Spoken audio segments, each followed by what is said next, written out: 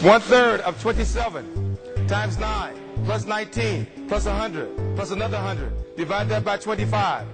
Cut that in half. Times 6 equal 26.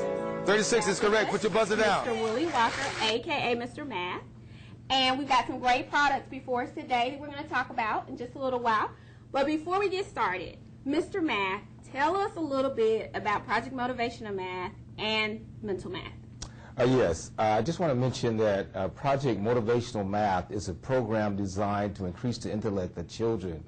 I started working in the school district in Miami-Dade County, Florida, about 25 years ago, and I found out that I had a group of children that didn't necessarily enjoy school, they didn't enjoy math, they didn't enjoy any of the subjects. So I started doing something totally different with the students. I started doing role-playing, and then I infused mental math in the curriculum. And the boys and girls, after I infused the mental math into the curriculum, the boys and girls sat up straight and tall and they started listening to me. And from that point, everything else is history. I just want to mention about the motivational part. Project Motivational Math, as it's called, we must motivate our children first. Before we can teach them anything, we must get them excited, we must motivate them, and that's what this program does. It really motivates the children to get excited about learning, and it transfers over into all the other disciplines as well. Now, I'm excited. One of the things I want you to share with us, and we're talking about motivation now, the multiple learning styles that you use throughout this program. And we know that research indicates that we all have different ways that we learn. Every child is not wired the same. Now, before science was really supporting this on a large scale, you were doing this in your program. Yes, I was. When we talk about motivational math, you're incorporating music, you're incorporating techniques of learning visually, seeing the numbers in your head. Tell us a little bit more about some of these multiple learning styles that you use. Well, we do the musical numbers. You've heard of musical chairs. And what we do, our boys and girls, a lot of them, they don't know their multiplication facts. So what I've done, I've infused the music portion with it, whereas they will go around chairs and all. They had to learn their multiplication facts. This forced them to learn their multiplication facts. And once they walk around the chairs, and then we will play the music, and they will scream out the numbers. And I want you to take a look at this. Just take a look at it on the screen there.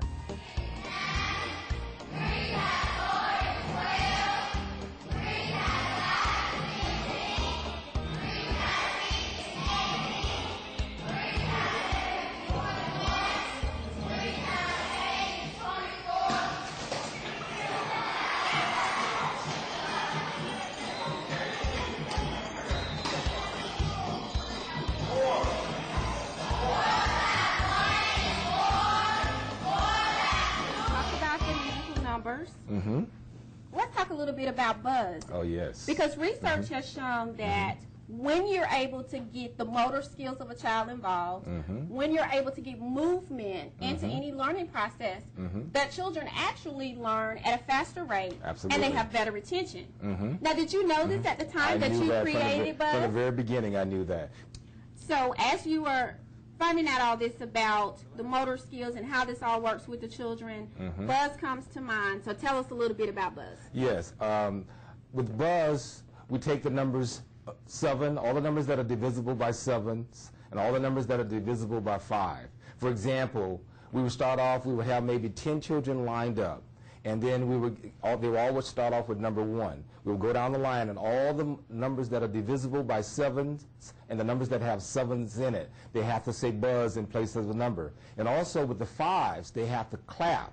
All multiples of 5s, they would have to clap. For example, we would have 8 students lined up. I would go down the line. The first student would say 1. The next one would say 2, 3, 4. Then the 5th person would do what? That's correct. They would clap. The 6th person would say 6, and the 7th person is in place of the number, they would say buzz. So it would go like this: 1, 2, 3, 4, 6 buzz, 8, 9, 11, 12, 13 buzz, 16 buzz, 18, 19.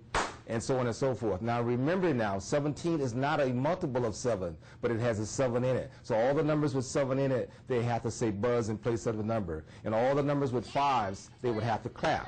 5, 10, 15, 20, 25, 30, and 35, and so on and so forth. Now, the number like 35, which is a multiple of 7 and a multiple of 5, they can do either or, but they can never do buzz. They can never do both.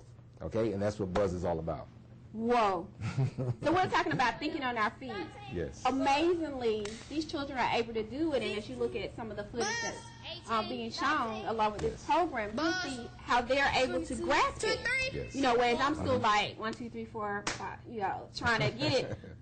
When we talk about the components of motivational math, mental math, critical thinking comes to mind. Share a little bit with us about what you're trying to get the children to as far as critical thinking. Okay, you'll find that a lot of children, they tend to have problems with word problems.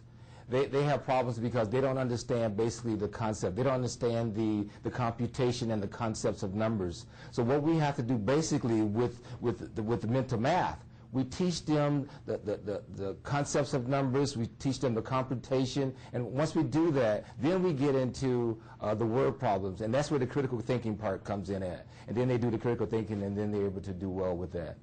Now, you're not merciful to these children during these competitions. I must say, it is a competition Yes, it at is. its most.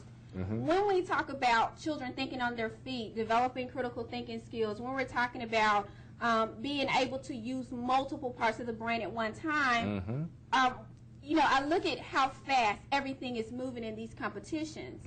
And research has shown Yes, it has. that when you're moving fast and you're doing these larger computations, that a part of the brain called the prefrontal cortex pops on. That would not regularly pop on, say, if you're doing regular math in the classroom or if you're doing the smaller equations. That's correct. Now, did you know that when you were coming up with these ideas? Now, if you remember now, I said I've been doing this for about 20, 25 years. Okay, so now we're in a new millennium. And you find now that everything is basically fast-paced, okay? Children now do not like for a teacher to stand in front of them and then to just lecture them. They get bored with that. So they're working with their video games, they're doing a lot of things, so everything is moving pretty rapidly and all. So we have to change with the future, with the time as well. And that's what we've done. Now, the children stand up there and then we are able to call out a lot of numbers, they're able to move around, and all of these things, it helps them with their critical thinking as well. And amazingly, when you talk about the children being able to move around, as we look at the footage, we see some of the kids are doing the numbers. Yes. And, they're seeing them, and they're doing imaginary numbers and computations.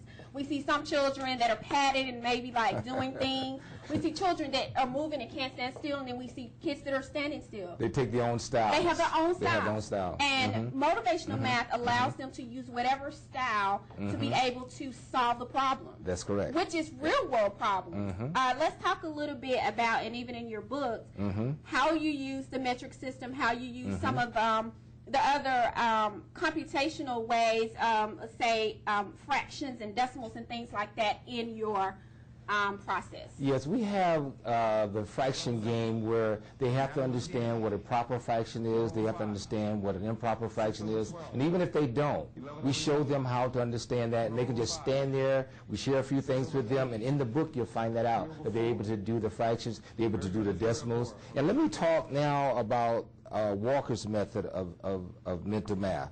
This is my book, and it's called A Recipe for Mental Math, Walker's Version. Inside this book, we have many different steps of teaching you how to understand the mental math concept. We have step 3, step 4, step 5, step 6, and so on and so forth. Now, not getting off the subject of our products, but going back to